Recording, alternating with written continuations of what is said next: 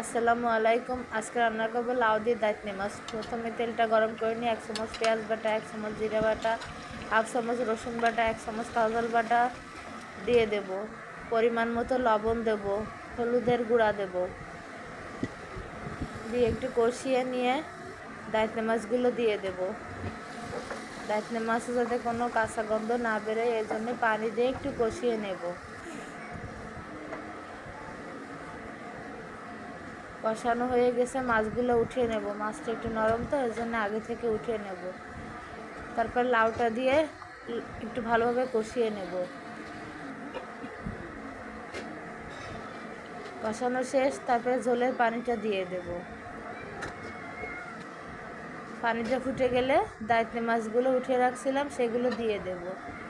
তারপর 5-6 মিনিট ফুটিয়ে আমার রান্নাটা হয়ে যাবে। শেষে জিরার গুঁড়া দিয়ে দেব। সবাই আমার চ্যানেলটা লাইক, কমেন্ট, সাবস্ক্রাইব করবেন।